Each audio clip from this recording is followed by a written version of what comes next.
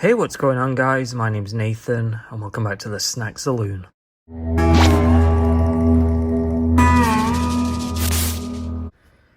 Now today I'm reviewing yet another of my wife's figures. As you can see, haven't even opened this yet. So let's go ahead and cut into this. This thing is huge. I'm not sure if this is going to be the full, if there's going to be a lot of packaging in here. This came from Crunchyroll. Okay, got there in the end. Let's open this up.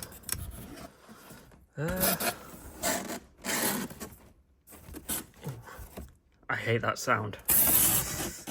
Let me move the box out of the way. Okay, so here's the actual figure. Now, I will say, I was kind of debating on whether to review this. It's not the kind of thing that I usually review on my channel. My wife's and, the stuff that I collect are completely different. I do like Dragon Maid, but this type of figure isn't something that I would particularly buy myself. So, just be warned.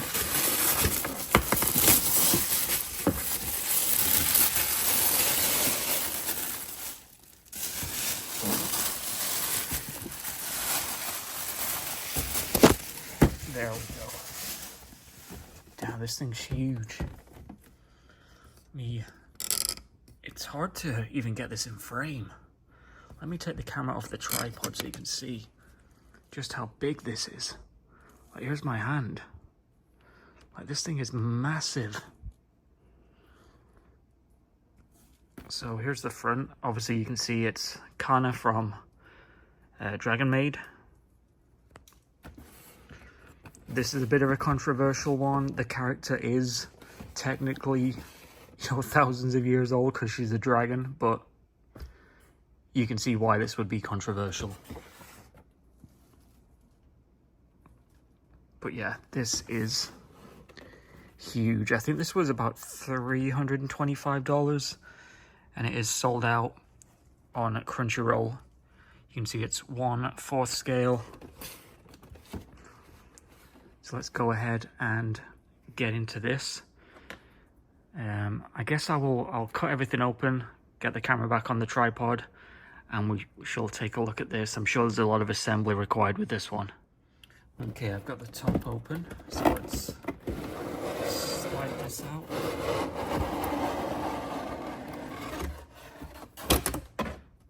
Ooh, here we go. There is an instruction manual. You can see all the assembly. Nothing on the other side. But yeah, you can see all the pieces in here. Actually, there's the face. So, okay, let's just get into this.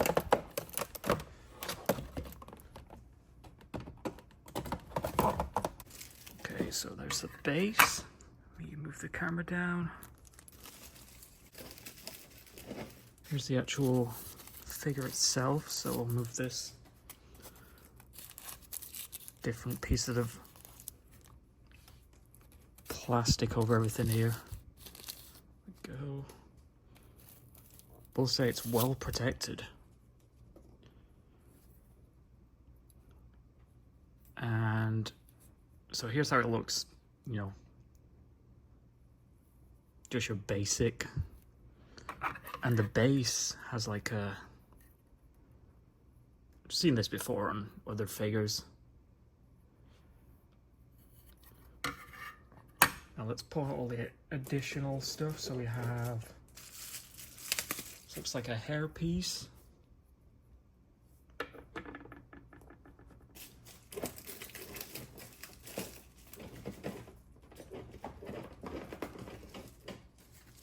Like another hair piece here, and two separate bunny ears. So there.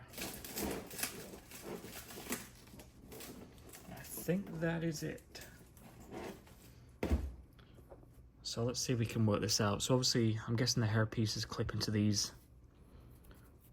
little plastic.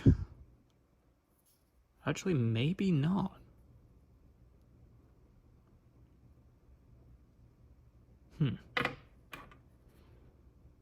Wait, do these come out?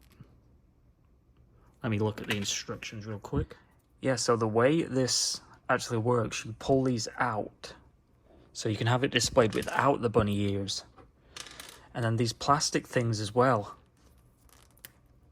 These actually slide out. They're just kind of like placeholders. And then you can see it actually just slides in. I'm not sure if there's a particular way you're supposed to put these in, but let's do the bunny ears first of all. So you can see it has that little clip.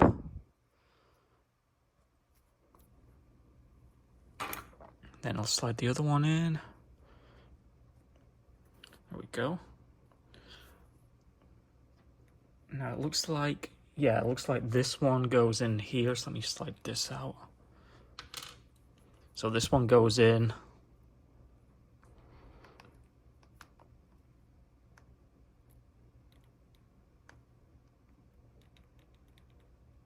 I think I've got it. Let me push that in. Make sure it's in all the way. There we go. And then the other one goes in there.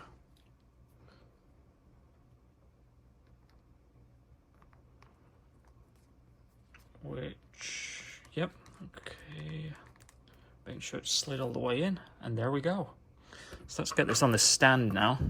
Like I said, it has only one way can go in the stand by the looks of it. Okay, so I will say the hardest part of the assembly was getting the feet in the stand. They are in there. You really have to kind of spread the feet a little bit just to get them into the pegs. This one on the actual platform was the first one that I pushed in, and that went in really easy, but these two front pegs needed a little pressure. I actually had to remove the bunny ears just so I could push down on it. And obviously these are quite fragile. As you can see, they're only like hard plastic. But overall, this figure, like I said, obviously it is a bit controversial. I mean, if you didn't know the background of this character, and even knowing the background of the character, just looking at it, you can see why people would be a bit sus if you had this on a shelf. And like I said, this isn't the type of thing I would display. I mean, you can see, you know, my sort of stuff that I buy. I don't have any lewd figures, if that makes sense, any bunny girls. It's more of my wife's thing, like I said. She has her collection in the bedroom. I have my collection out here. But yeah, in terms of, you know, in general, this just being a, you know, a high quality figure, you can see the paintwork is damn near perfect. You can see the hair pieces that you slide in, the beads have a shine to them. And then obviously the hair continues through. And then the other one, it's the same thing. Has that purple gradient. And then obviously the horns, because she's a dragon. And obviously those ears, like I said, you can replace them and have just the regular, they're almost like broken ears. You can see them over there, but these things that were in place of the hair pieces, those are really the only things that looks a bit odd. I mean, you can't really display this without these hair pieces. But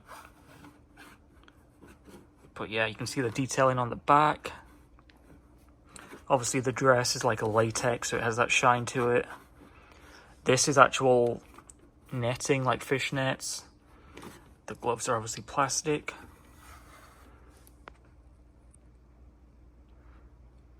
And then the shoes, you can see how they have a shine to them as well. And the base itself is super shiny. But overall, really nicely detailed figure. You can see the paintwork on the eyes. Give you a side profile of this, actually. There you go.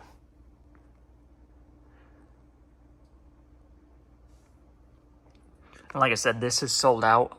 It was available on Crunchyroll, but this was announced a long time ago, because I know, and we saw pictures of this. Must have been at least a year ago, I would say. But yeah, compared to my hand, that's what, you know, it's a big figure, 1/4 scale.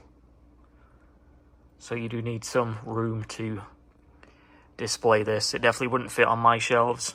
I know the clearance on that, the ears would definitely clip the top.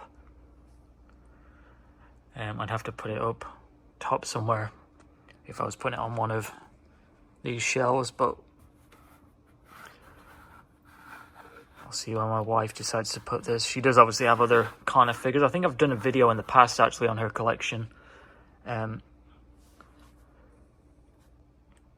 yeah, she also has a Lukoa tattoo as well.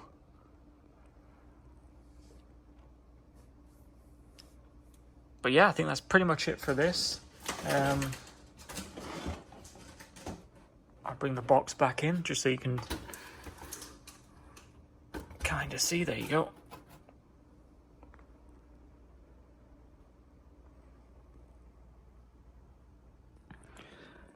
And this is probably going to be a pretty long one because I did put a lot of, you know, effort into editing the actual unboxing portion. I didn't want to keep in all of the, you know, me fooling around with the base, working out where everything goes. But to be honest, the only assembly was the base, the 2 hair pieces, and the ears. So nothing else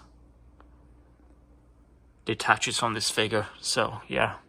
So hopefully you enjoyed this quite random review. Like I said, I don't really do stuff like this on my channel, and I don't know if I'll do anything like this in the future. I guess that you never know.